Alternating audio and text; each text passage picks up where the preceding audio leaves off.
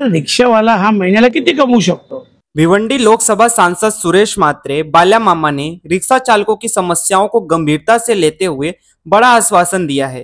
हाल ही में भिवंडी रिक्शा चालक मालक महासंघ के कुछ प्रतिनिधियों ने बाल्या मामा से मुलाकात कर अपनी विभिन्न मांगे उनके समक्ष रखी। इस बैठक में रिक्शा चालकों ने शिकायत की कि भिवंडी में ऐसे चालक जो सभी वैध दस्तावेज रखते हैं उन पर भी अनावश्यक कार्रवाई की जा रही है। उन्होंने मांग की कि ऐसे चालकों पर की जा रही कार्रवाई को तत्काल रोका जाए और रिक्शा चालकों को टारगेट कर पुलिस या अन्य विभागों द्वारा की जाए कार्रवाई बंद की जाए। बाल्या मामा ने रिक्शा चालकों की बातों को ध्यान से सुना और भरोसा दिलाया कि किसी भी मेहनतकश चालक के साथ अन्याय नहीं होने दिया जाएगा। उन्होंने कहा कि जिनके पास पूरे कागजात हैं उन पर किसी भी प्रकार की कार्रवाई करना गलत है। सांसद ने यह भी स्पष्ट किया कि इस मामले को संबंधित प्रशासनिक अधिकारियों के सामने उठाएंगे और जल्द ही समाधान निकालने की दिशा में काम करेंगे। भिवंडी जैसे औद्योगिक शहर में रिक्शा चालक आम जनता और मजदूर वर्ग की रोजमर्रा की यात्रा का अहम हिस्सा है।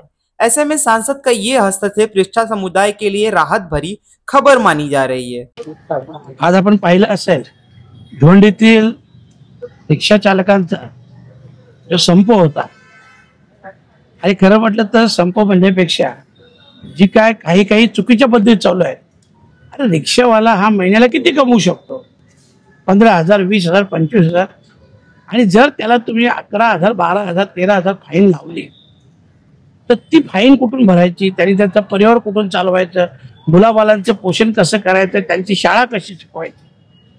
या सगळ्या गोष्टी एक माफक विषय आहे आणि म्हणून मी तसं ट्रॅफिक डीसीपी साहेब असतील, एसीपी असतील, याच्या सगळ्यांशी मी चर्चा देखील त्याविषयी करणार आहे आणि काहीतरी एक नवीन कलम आहे 66-192 म्हणून आणि त्या कलमांतर्गत देखील कारवाई केली जाते। खरं म्हटलं तर माझं स्वतःचं म्हणणं आहे की ज्या रिक्षा चालकांकडे परमिट आहेत, लायसन आहे, तर अशा रिक्षा चालकांना काही गोष्टी सुटी मिळायला पाहिजे।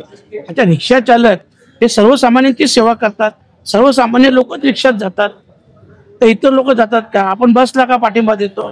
बसमधून काय स्टँडिंग लोक जात नाही का? पण ती सरकारची आहे, शासकीय आहे। आणि मग रिक्षा काय आणि रिक्षा चालक काय हे का सरकार नाही आहेत का? सरकारचा एक भाग नाही आहेत का? काही गोष्टींचा सहानुभूतीपूर्वक विचार व्हायला हवा आणि त्या बाबतीत मी शुक्रवारी मीटिंग देखील लावलेली आहे आणि त्यानंतर मग संबंधित मंत्री महोदयांशी पुढच्या आठवड्यात अधिवेशन चालू आहे, मुंबईला बैठक घेऊन त्याच्यावर एक तोडगा काढला आहे।